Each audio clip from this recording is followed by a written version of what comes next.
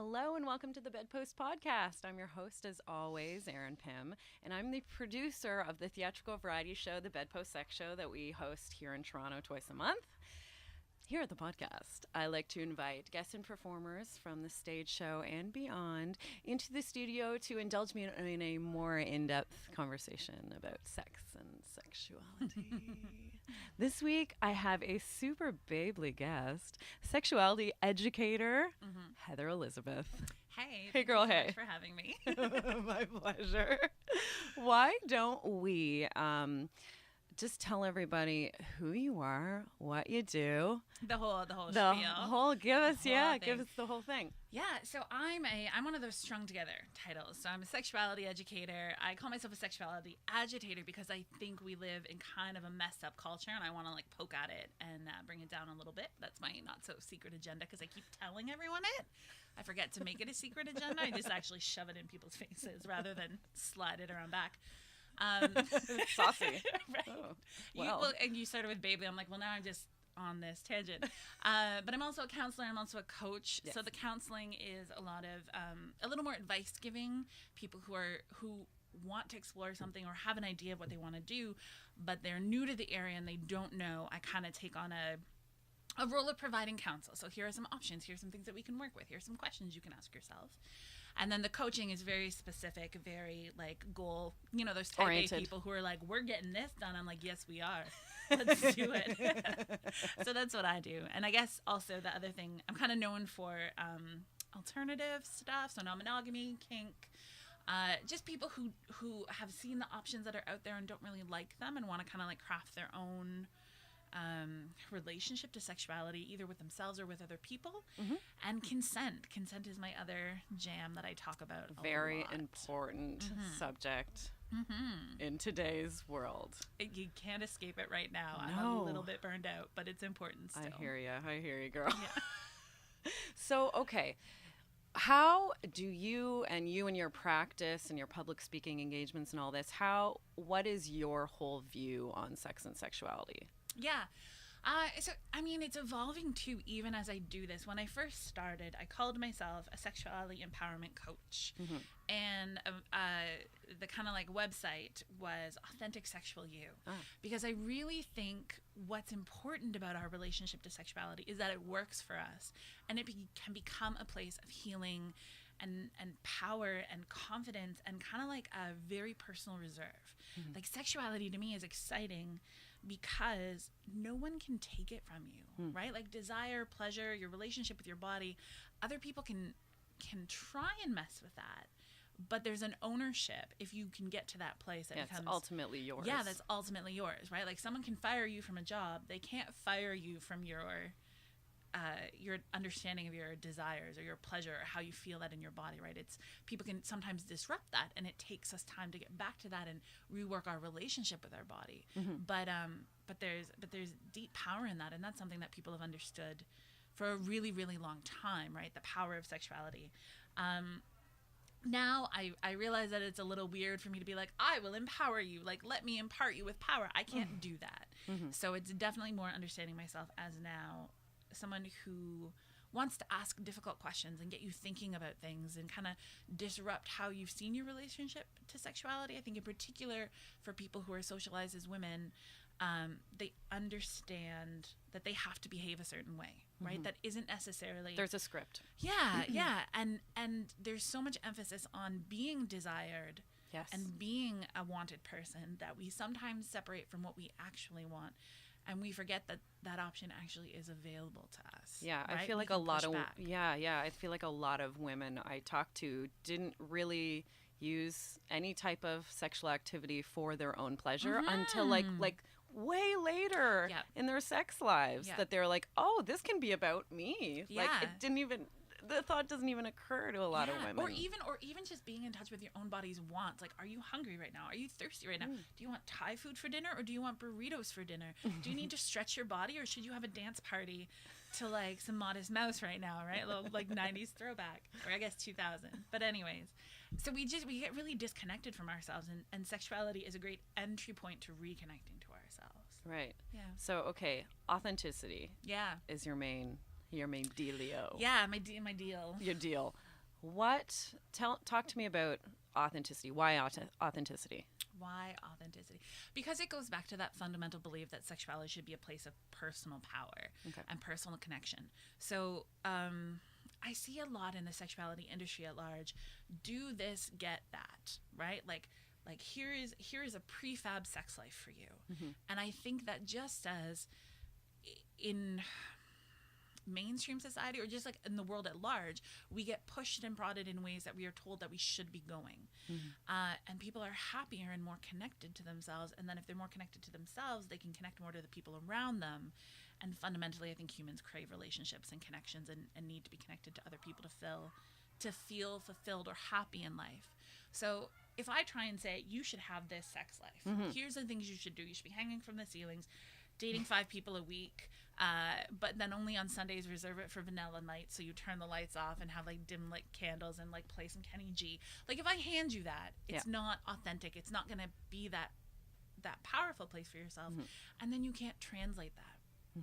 But if you and I can work together and we can figure out what really makes you happy, where you're shooting on yourself and trying to force yourself into places, or where other people are trying to force you into places, we can show you how to reconnect to that, and then you get to build your own sexuality and craft your own relationship goals and your pleasure goals, and I think that is the place where then it translates out into the rest of our lives. Okay, so how does one do that? Oh my gosh, like so this many ways. This sounds great. I love this concept. What are some concrete things that one can do to kind of tap into their own sexual authenticity? Yeah. So I'm gonna give you 2 things that you can do that are super simple. Love it. The first one is a kind of a negative. So notice every time you should yourself. So what does that mean? So every time you're saying, "Oh, I should want sex right now. I should desire this. I should be wearing lingerie. I should strike up a conversation with someone at a bar. I should be dating more. I should be polyamorous. I should be monogamous." Like notice where you're pressuring your own self in your sexuality, and then pause that and be like, "Okay, here's what I should do. What do I want in this moment?" The hard part is we aren't used to asking ourselves what we want. Yeah. So the harder part is the filling that void, right? First you notice the problem. Yeah. And once you become aware of it, you'll probably notice you're shitting yourself a lot. So then you reframe it and say, okay, what do I want in this moment? If you don't know, you can take a wild guess, right? You can just be like, I don't know. Let's try this. Try this, right? And see how you feel about it. Yeah. The other thing you can start doing on the regular is say, hey, body, what do you want right now? And just start doing body scans. Like actually start to think about your body. Start at the feet and be like, how do my feet feel? Are they tired? Are they well rested? Do I feel connected to the ground? How are my legs? Is there any pain in them? Should I have stretched something in my body? How's my back? Is it tight? Am I hungry? Like just start literally working top down or bottom up and check in with your body. I prefer bottom up. Yeah. God bless bottoms. Start checking in with your body just on the physical, right?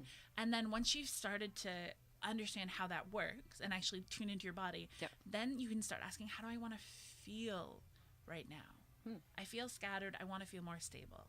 I feel safe. I want to feel more overwhelmed. I feel bored. I want to feel adventure. And so this gives you an understanding of the things that you actually are craving. And then from there, it's a rabbit hole. Yeah. So you can, from there, you can design relationships, design your sex life, design your masturbation situation. On and on and on. Yep. What, okay. And also less too, if you want, right? If you think you need to connect to some sort of like hypersexuality, it's also okay to be like, I'd really rather focus on other stuff right now. I'm tired. I don't want to date this month. I don't really give an F that I'm single. How are we for swearing on this podcast? I can't remember. We're great. Okay. So if you don't want to give a fuck about any of that stuff right now, and you just want to spend the time reconnecting to your own pleasure and decide you want to have a solo sexuality for this week or this day or whatever, it just, it cracks all that open. I feel like if there is a problem with this, my first thought is that I would, or that a lot of people might just say, I don't want I'm tired and I don't want to do anything. Yeah. Because I feel like for me and maybe a lot of people I just happen to like be around, we're all burning the candle Yep. like crazy. Yep. And it's like, I feel like if we really like thinking about what do I want right now, it's like, I don't want to do anything. I want to sleep. I don't want to fuck anyone. I don't want to do anything. Mm-hmm. You know what I mean? So I want to encourage you to dig into that question, though. Mm-hmm. Like, do you want to numb out and just binge watch TV for 20 hours? Yes. Right? Or do you want like a bath, or to sit in a hot shower and do some feel the water? Self-care. Right? Yeah. Yeah. What is restorative, right? Mm-hmm. Do you need rest and sleep? Do you need someone to actually come over and worship your body where you're not responsible for their pleasure, Mm-hmm. but they're just going to take on your pleasure and act as like literally a service? They're Yeah. just going to come over and take care of you. Yeah. Right. And maybe you can set up a relationship with someone where it's reciprocal. Yeah. 1 week you go over and like please them in all sorts of ways. And I'm thinking massages and comfortable beds and warm temperatures. And then the next week it swaps and they come Right. over and do you, whatever Right. the do looks like. Yeah. Right. Right? Right. But actually, yeah, you actually have to dig into that. Like, okay, what does rest look like? What does restoration look like? What is my body craving right now, and how can I give myself that? I think restoration is a good thing to bring up when you're kind of in that space of like, I'm not interested in sex and I don't want to have sex and I just want to stay home and like, you know, just binge out on TV or whatnot, as you were saying. Like, but that's a great second question to have. Like, okay, how can I kind of work towards or heal past this or restore? And often by asking ourselves why we think we might not want connection with someone else, is it because we're not good at boundaries? And so when we get in an encounter with someone else, their will, their desire, not violation, but just, if you're a person who knows what you want, sometimes you can run a little ram shot over everyone else by people who are less in touch with their desires, right? It's easy to just get your own way all the time. So do you need to start self-advocating for yourself?